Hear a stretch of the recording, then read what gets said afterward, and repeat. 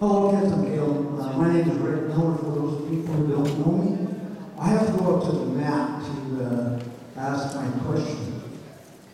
While I'm on the way, first of all, that treaty settlement land, is that about 8% of our traditional land? Is that how it works out?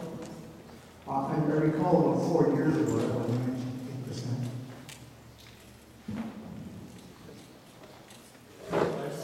We haven't done that kind of comparison, Rick, to see if it is or not. What I can say, though, is that it's prime real estate land for us. Yes. Well, if it is 8%, and we got 100,000 acres, that really means we're ceding over 1 million acres to the Crown. The other question I have, though, is this in our treaty settlement land?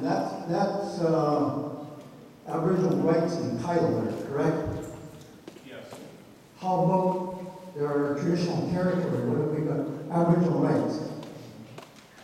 Still being closed off as far as the negotiations. I don't think this mic is working all that good or working at all. But that's the next stage or another part of negotiation. We will have power and jurisdiction over all of our territory in various fashions. Over our traditional territory. The reason why I'm asking this, Gerald, is that a number of people have come up to me and asked me to speak to this. Where our Aboriginal title goes away with the treaty. Is that not correct? When we retain our Aboriginal rights. I don't view that our Aboriginal title or rights are going away. I think that we're refining them and defining them differently. We'll do so in conjunction with Canada and British Columbia. I'm not sure what you just said, but okay. So there was a question mark with regards to Aboriginal title. Is that not correct? Sorry, Aboriginal title on our traditional territory, is that gone on the line after we sign our treaty? not if we have our way. Well, I think that you'd have to, there isn't a clear way to answer that, Rick. I'm not trying to be flippant in any way, but I think that each of us will go forward doing our utmost to ensure that our Aboriginal title and certainly Aboriginal rights are protected, that they're carried forward so that we would continue to have our rights of access, that we would be protected if there was factors coming into our traditional territories that might in any way hurt us. So to me, that I think that our rights will continue. oh, there's no question about our rights. I'm speaking about our title here. Remember, there was Aboriginal rights and Aboriginal title. And this is what the concern is. You know, okay, well, anyway, so that is a concern of members in the group. So we'll just move on from there. Well, before I move on, I'd like to tell everyone that it's okay to agree to disagree. And in this process, it's very contentious in a lot of areas, and it's good in many other areas. And we can agree to disagree without getting personal. So I'm not attacking you, Gerald, or Alex, whatever. I'd like to keep it at a high level. And then that's one of the reasons why, I'm addressing you. The other aspect, though, is people. This is the most important time in the history of Kitsumkalum. What we decide to do from here on to the vote for the AIP is going to affect our children, grandchildren, great-grandchildren, and all our descendants from time immemorial. So I urge you to study the AIP. There's a lot of stuff in there. And in fact, that AIP would be a good guide for our way forward before we even sign the treaty. Yeah, absolutely agree with you, Rick. Yes. That's what it is. You know, I have a lot of concerns, and as you know, I've never really been in agreement with this treaty process. But I hear what you're saying. If you're not in agreement, tell us a better way. Well, one of the things I adamantly disagree with is this small piece of land that we're getting.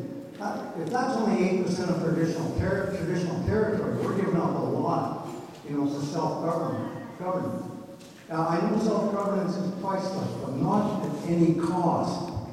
I'd be very interested to see that expand to 50% as an example. We've got the two levels of government that we're continually battling from 150 years ago. We have residential schools, we're allowed to speak our language. Without our language, which is the soul of our culture, we're really just another person on the street. We're not really Suzanne because we can't speak our language. And unfortunately, our language is and has been in danger for decades now, and it's not getting better, it's getting worse. Our seniors are all dying off. I'm an elder and I don't know how to speak the language, I'm ashamed to say.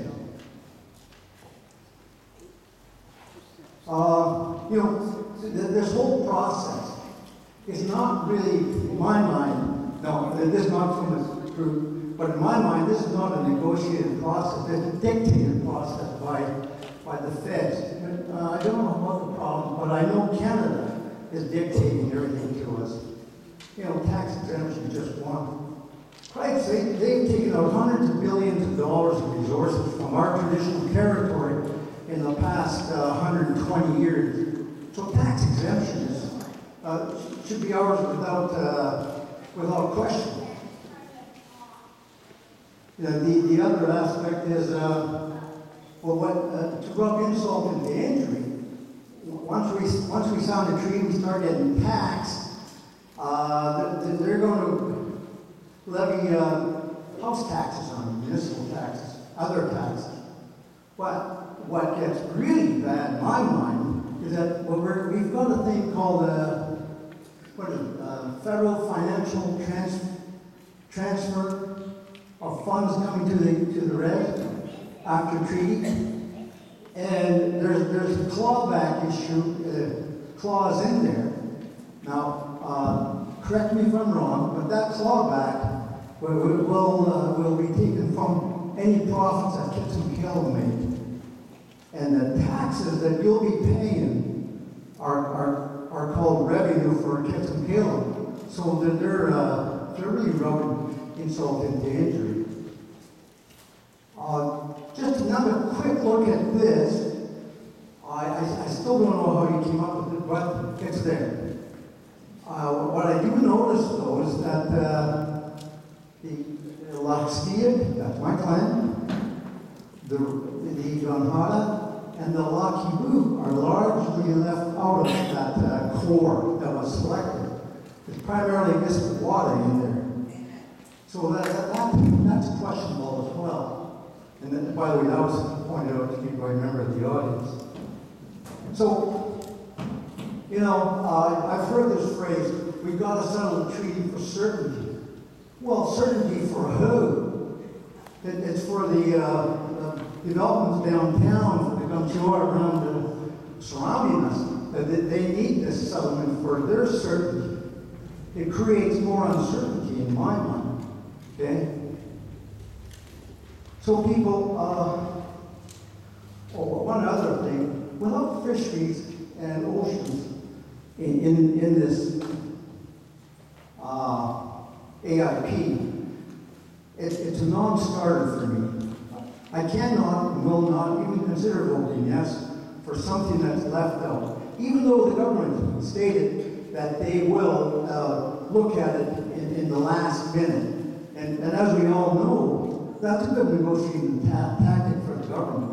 You're going to be under a lot of pressure if the AIP is signed and you're right there, and it's going to be a take it or leave it situation. We need that in there, fisheries and oceans in there, before we sign the AIP. Seriously, otherwise we're going to be in trouble. So anyways, I know Dan has set the rules here, etc. By the way, welcome, Dan. So I won't take up any more of your time, but I just want to tell everyone how really important this is, and to study that material, post your questions. I was talking to Ruby, communication is going to improve, as I understand it, but we can go up to the website and pull this stuff down.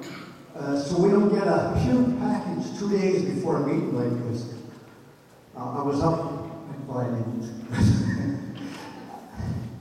So, without any further ado, people, we are at this stage in time in clear and present danger of losing our culture with this package here, in my estimation.